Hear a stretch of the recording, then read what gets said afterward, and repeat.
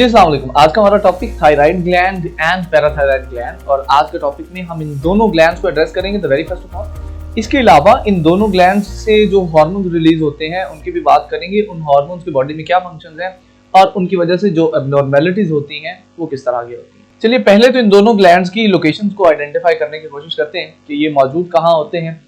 Let's talk about the thyroid gland. The very first of all मेरा बेटा, देखिए ये जो थायराइड ग्लैंड है इसके बारे में आपने सबसे पहली बात जो याद रखनी है वो तो ये है कि this is the largest gland of the body. Body में जितने भी ग्लैंड्स हैं उनमें से सबसे बड़ा ग्लैंड जो है वो थायराइड ग्लैंड है, और ये मौजूद होता है आपके इस नेक रीजन में। So this is the second thing, neck region में, गर्दन वाले रीजन में, बिलो लेरिंग्स, लेरिंग्स से नीचे। आपने 9वीं क्लास में कहीं ना कहीं लेरिंग्स वेरिंग्स का जिक्र पढ़ा होगा, तो लेरिंग्स से नीचे ये थायराइड ग्लैंड जो है वो मौजूद होता है। यहां पर ट्रेकिया के अराउंड आपको ये जो दो साइडें नजर आ रही हैं, दो साइड्स नजर आ रही हैं, ये मेरा बेटा एक्चुअली आपका थायराइड ग्लैंड है जो कि आपके नेक रीजन में मौजूद होता है। मैं चाहता हूं कि हम साथ ही साथ पैराथायराइड ग्लैंड की भी जो लोकेशन है यहां से ही आइडेंटिफाई कर लें। देखिए पैराथायराइड ग्लैंड को पैराथायराइड ग्लैंड कहते ही इसलिए हैं कि ये थायराइड ग्लैंड के साथ मौजूद होता है, बल्कि थायराइड ग्लैंड के ऊपर मौजूद होता है। इन पैराथायराइड ग्लैंड्स की तादाद 4 है। They are basically 4 glands and they are present along thyroid gland. ये थायराइड ग्लैंड के साथ मौजूद होते हैं। अब इस इमेज में आपको थायराइड ग्लैंड के ऊपर ये जो किडनी शेप्ड थायराइड ग्लैंड आपको नजर आ रहा है, इसके ऊपर आपको 4 डॉट्स नजर आ रहे होंगे। ये जो 4 डॉट्स है ना मेरा बेटा, ये हैं एक्चुअली पैराथायराइड ग्लैंड। सो हमने यहाँ पे ये कोशिश की है कि थायराइड ग्लैंड और पैराथायराइड ग्लैंड इन दोनों की जो लोकेशन है बॉडी में उसको आइडेंटिफाई कर लें। अब थोड़ा सा आगे चलते हैं और चंद एक बातें करते हैं थायराइड ग्लैंड के बारे में। देखिए ये जो थायराइड ग्लैंड है इसकी जो वर्किंग है वो बेस करती है आयोडीन पे।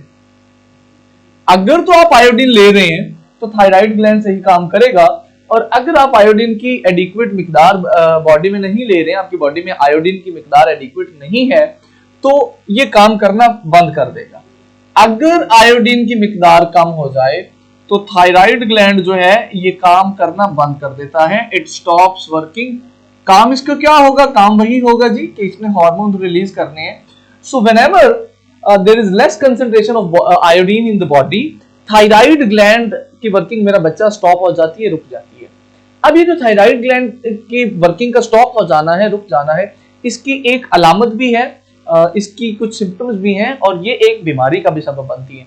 जिन लोगों की बॉडी के अंदर थायराइड ग्लैंड काम करना बंद कर देता है उनका जो थायराइड ग्लैंड है इट स्वेल्स। जैसे ही ये काम करना रुकेगा इट स्वेल्स अप, ये काफी बड़ा हो जाता है। और जब थायराइड ग्लैंड स्वेल करता है ना मेरा बच्चा, तो इस कंडीशन को हम कहते हैं goitre. Now this goitre is a very important short question. Exams के हवाले से अक्सर एग्जामिनर पूछता होता है कि गोइटर क्या है। भाई आपने याद रखना है, आयोडीन की कमी से थायराइड ग्लैंड जो है वो काम करना बंद कर देता है, और इसकी वजह से जो उसका साइज है वो बढ़ जाता है, और इसको कहते हैं goitre. Now this condition of goitre looks like this. इसमें एक्चुअली ये जो आपका थायराइड ग्लैंड है ना ये फूल जाता है और इस तरह की अपीयरेंस बंदे की हो जाती है, और इस बीमारी को हम गोइटर कहते हैं। इसके बाद थोड़ा आगे चलते हैं और थायराइड ग्लैंड से रिलीज होने वाले हार्मोन्स की बात करते हैं।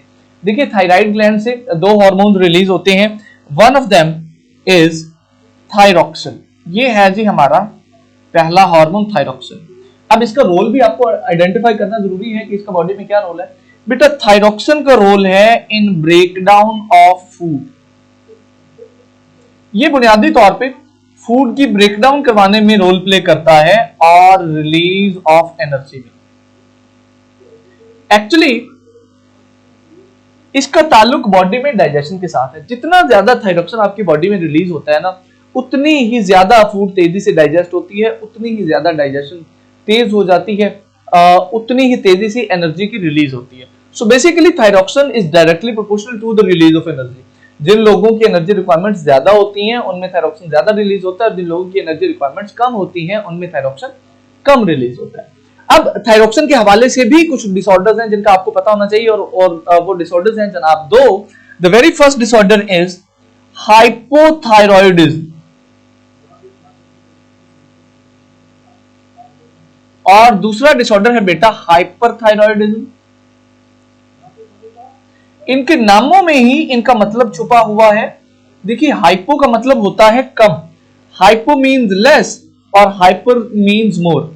हाइपोथायरॉयडिज्म बेटा एक ऐसी कंडीशन है जिसमें थायरॉक्सिन कम रिलीज होता है, और हाइपरथायरॉयडिज्म ऐसी कंडीशन है जिसमें थायरॉक्सिन ज्यादा रिलीज होता है। अब ये मेरा आपसे सवाल है कि मुझे बताइए थायरॉक्सिन कम रिलीज होगा तो क्या होगा, ज्यादा रिलीज होगा तो क्या होगा। कमेंट सेक्शन में मुझे जरूर बताइएगा, मैं अपनी इनपुट आपको देता जाता हूं। देखिए थायरॉक्सिन जब कम रिलीज होगा तो फूड कम ब्रेक डाउन होगी, फूड कम ब्रेक डाउन होगी तो कम एनर्जी रिलीज होगी। जब एनर्जी कम रिलीज होगी तो बॉडी में एक्टिविटी भी लेस होगी, आपकी हार्ट बीट भी कम होगी। ठीक है, जो हाइपरथायरॉयडिज्म की कंडीशन है इसमें थायरॉक्सिन ज्यादा रिलीज होता है, ज्यादा फूड डाइजेस्ट होती है, ज्यादा एनर्जी रिलीज होती है, और जो हार्ट बीट है या जो ब्लड प्रेशर है ओवरऑल वो भी ज्यादा होता है। ये दोनों एब्नॉर्मेलिटीज हैं, इनमें कोई भी स्टेट, इन दोनों में से कोई भी स्टेट ऐसी नहीं है जो ह्यूमन बॉडी के लिए बेनिफिशियल हो या फायदे की हो। Both of these are abnormalities as evident from the thyroxine release. ठीक हो गया जी, आगे चलते हैं, दूसरे हार्मोन की बात करते हैं बेटा। जो थायरॉक्सिन के अलावा दूसरा हार्मोन है उसका नाम है कैल्सिटोनिन। कैल्सिटोनिन भी थायराइड ग्लैंड से रिलीज होता है और इसका काम बुनियादी तौर पर कैल्शियम की कंसंट्रेशन के हवाले से। ये एक बड़ा सिंपल काम करता है जी बॉडी में। It decreases the concentration of calcium in blood. ये ब्लड में कैल्शियम की कंसंट्रेशन को कम करता है। एक्चुअली ये करता ही है, देखिए कैल्शियम ना बॉडी में दो जगहों पे स्पेशली मौजूद होती है। एक तो ये मौजूद होती है इन द ब्लड यहां पर, और दूसरा कैल्शियम मौजूद होती है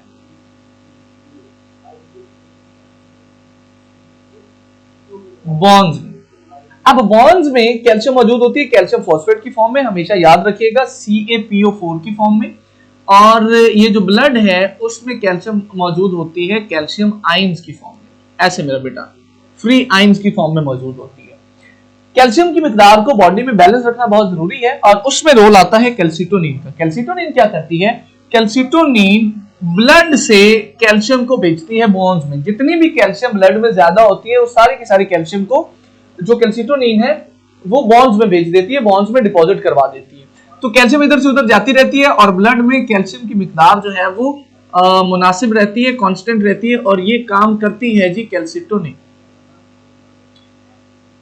ये हमारा दूसरा हार्मोन था एड्रेनल ग्लैंड का। इसके बाद जो सेकंड ग्लैंड है जी वो है पैराथायराइड ग्लैंड, और पैराथायराइड ग्लैंड भी मेरा बेटा दो हार्मोन रिलीज करता है। उनमें से एक हार्मोन है जी पैराथार्मोन।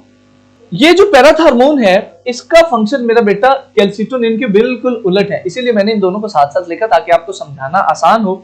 ये जो पैराथार्मोन है ये जनाब ब्लड के अंदर कैल्शियम की मिकदार को बढ़ाता है, बिल्कुल उलट काम। It increases concentration of calcium in blood।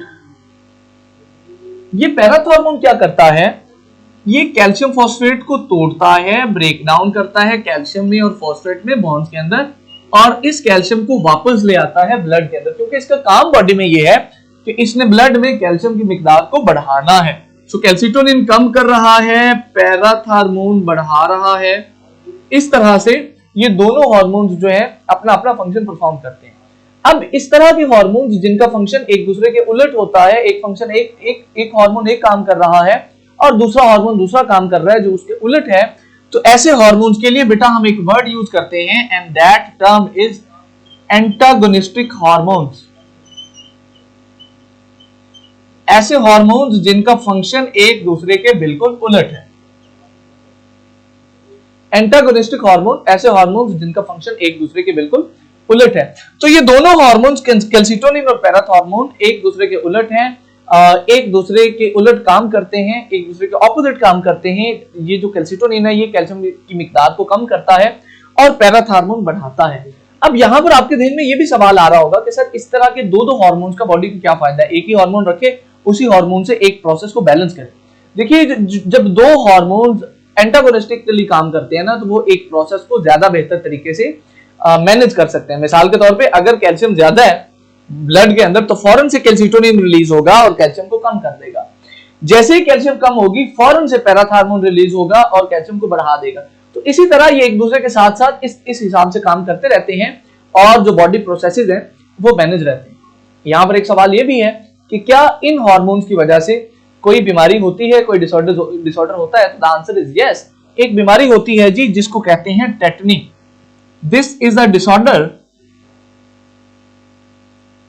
जिसमें होता यह है कि ब्लड के अंदर very low concentration of calcium. जब कैल्शियम की मिकदार एक जरूरत से भी कम रह जाए ब्लड में तो उस कंडीशन को, उस सिचुएशन को टेटनी बोलते हैं। This is a muscular disease.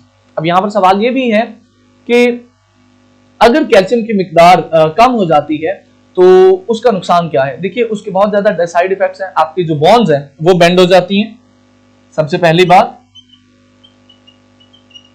Bending of bones हो जाती है, मसल ट्विचिंग हो जाती है। आपके मसल्स जो हैं वो टूट जाते हैं क्योंकि मसल्स को मूवमेंट के लिए कैल्शियम चाहिए होती है, याद रखिएगा। इसके अलावा क्रैम्पिंग हो जाती है, क्रैम्प्स पड़ जाते हैं। ये सारी की सारी अलामात हैं टेटनी की जो कि कैल्शियम की कमी की वजह से होती है।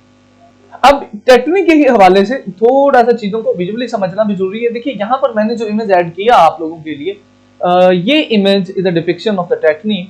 इस तरह की सिचुएशन हो जाती है पेशेंट की, उसके हाथ पांव जो है वो इस तरह से मुड़ जाते हैं बिकॉज ऑफ द रीजन के बोन्स में कैल्शियम है नहीं और बोन्स में कैल्शियम ना होने की वजह से जो है वो बोन्स ब्रिटल हो जाती हैं, कमजोर हो जाती हैं और फिर उस तरह से मसल्स का वेट या बॉडी का वेट जो है वो बर्दाश्त नहीं कर पाती।